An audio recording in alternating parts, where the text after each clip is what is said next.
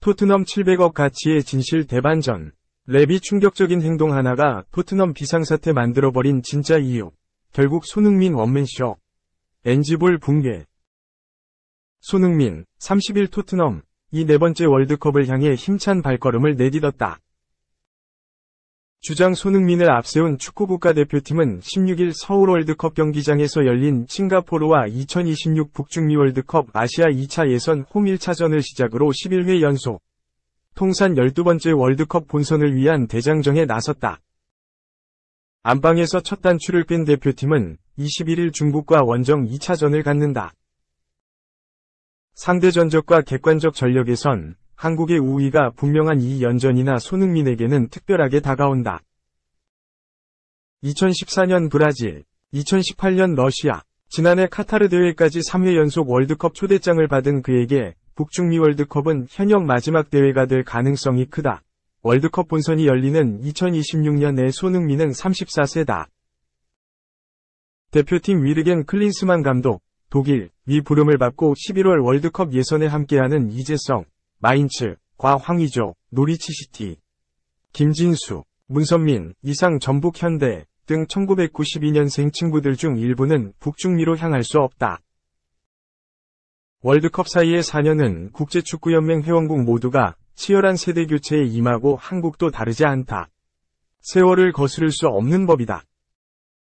손흥민은 15일 기자회견에서 네 번째 월드컵에 대한 감정을 묻는 질문을 받았다. 그의 대답은 진솔했다. 네 번째 월드컵에 끝까지 가리라는 생각은 한 번도 한 적 없다. 지금 할 일을 하기 위해 노력할 뿐이다. 난 미래, 과거에 살지 않고 항상 현재를 산다. 당장은 이 경기를 어떻게 준비할지 고민하고 있다. 막내로 홍명보호의 브라질 여정을 함께한 손흥민은 최고의 베테랑이 됐다. 센츄리 클럽은 지난해 가입했고 숱한 월드컵 예선 경기를 뛰었다.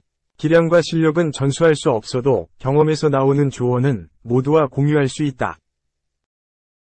어린 선수들에게 내 경험, 직접 부딪혀본 부분을 간접적으로 느낄 수 있도록 하려 한다.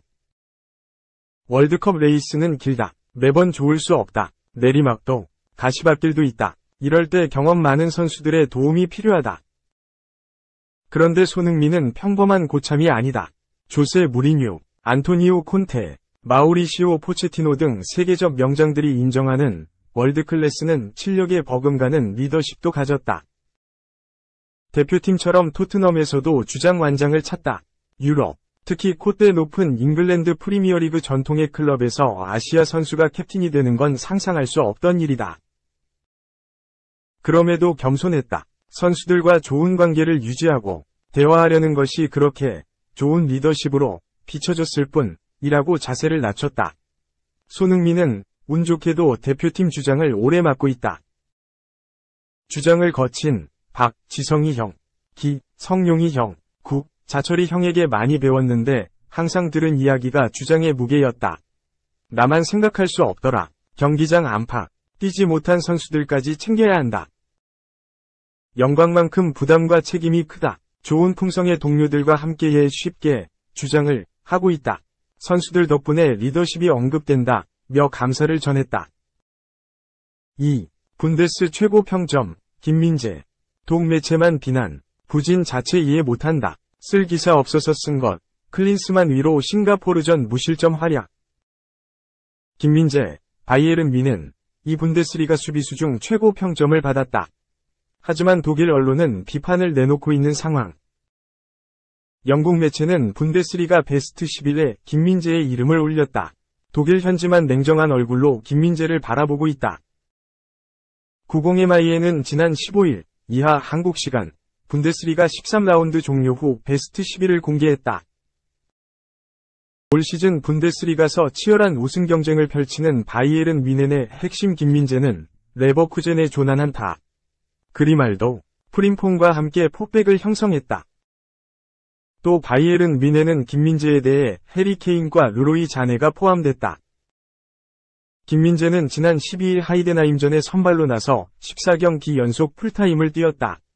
경기력은 큰 문제 없었다. 하지만 평가가 좋지 않았다. 하이덴하임을 상대로 김민재가 실수를 범한 바이에른 뮌헨은 동점골을 내줬다.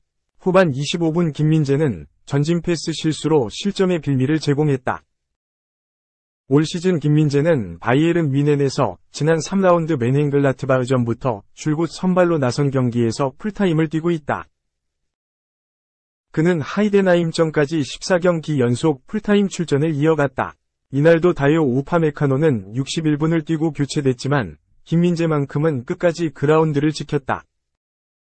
김민재는 전반 18분 코너킥에서 흘러나온 공을 피해주면서 라이머의 슈팅을 유도했다. 김민재의 센스가 돋보인 장면이었다. 바이에른 뮌헨은 전반 20분 결정적 실점 위기를 맞았다. 클라이스트의 마지막 슈팅을 우파메카노가 끝까지 쫓아가서 막아냈다. 역습에 나선 뮌헨은 전반 32분 잔해의 결정적 오른발 슈팅이 골대를 빗나갔다. 김민재는 안정적으로 수비 라인을 이끌었다. 하이덴하임이 전방 압박을 들어왔지만 김민재가 여유있게 제치고 패스를 연결했다. 케인이 다시 한번 득점포를 폭발시켰다. 전반 44분 코너킥에서 자네가 올린 크로스를 케인이 높은 점프로 멀리서 헤더골을 터뜨렸다. 김민재가 몸싸움으로 케인이 자유롭게 헤딩을 할 수 있도록 도왔다. 케인의 멀티골로 뮌헨이 전반전 2에서 0으로 앞섰다. 바이에른 뮌헨은 전반전 66%의 압도적 점유율을 보였다. 슈팅 수에서도 9에서 3으로 뮌헨이 압도했다. 유효 슈팅은 4에서 0이었다. 김민재는 후반 5분에도 클라인딘스트를 끝까지 쫓아가 슈팅을 못하도록 저지했다. 김민재는 계속해서 몸을 날려 상대의 침투 패스를 차단했다. 김민재는 후반 13분에도 결정적 크로스를 헤더로 막아냈다. 이어진 역습에서 케인의 오른발 슈팅을 골키퍼가 막았다. 케인은 해트트릭 기회를 놓쳤다. 김민재의 클리어링으로 바이에른 뮌헨은 무실점을 이어갔다. 후반 15분 뮌헨도 4명의 선수를 대거 교체했다. 김민재의 파트너 우파메카노도 후반 16분 그라운드를 떠났다. 마즈라위가 센터백을 봤다. 김민재만큼은 변함없이 계속 뛰었다. 준수한 활약을 펼쳤지만 실수가 문제였다. 2에서 0으로 뮌헨이 앞서고 있던 후반 22분 하이덴하임이 역습에 나섰다. 김민재가 걷어낸 공이 클라인딘스트에게 연결돼서 만회골로 이어졌다.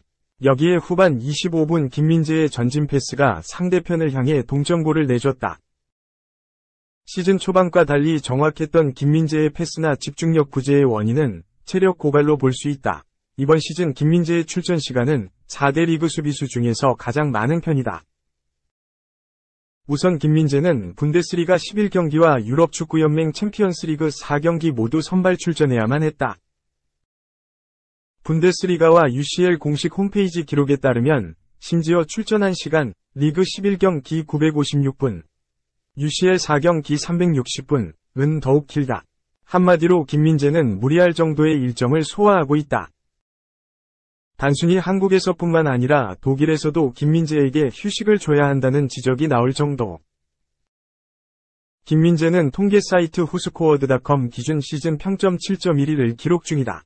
독일 분데스리가가 리그 11라운드까지 진행된 가운데 김민재 평점은 분데스리가 센터백 중 가장 높은 평점에 해당한다.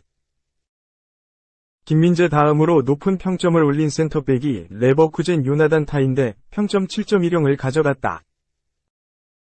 올 시즌 김민재는 리그 11경기에 출전해 경기당 평균 태클 1.2회, 가로채기 1.4회, 걷어내기 3.2회를 올렸다. 가로채기와 걷어내기는 팀 최고 기록이다. 공중볼 경합에서도 평균 3.5회 승리했다. 팀 최고 기록이면서 이 부문 리그 9위에 이름을 올렸다. 패스 성공률은 92.7%로 리그 5위를 기록 중이다. 이런 혹사를 알고 있는 바이에른 뮌헨 단장과 감독은 김민재 지키기에 나섰다. 먼저 크리스티안 프루인트 바이에른 뮌헨 단장은 그는 매 경기 90분 넘게 뛰면서 힘든 일정을 소화하고 있다. 당연히 체력 문제로 인해 집중력이 떨어지는 것이 당연하다.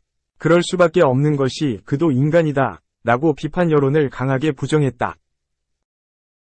여기에 김민재를 혹사시키고 있는 투엘 감독 자신도 그에 대해 옹호했다.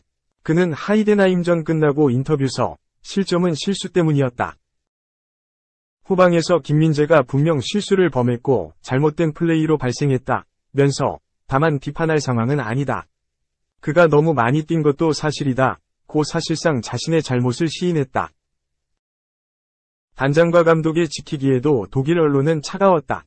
키커의 평점 시스템상 5점은 최하점이기에 지나치다고 볼 수 있다. 이를 제외하고도 독일 언론은 김민재의 부진에 대해 집중적으로 보도하며 폄하하기도 했다.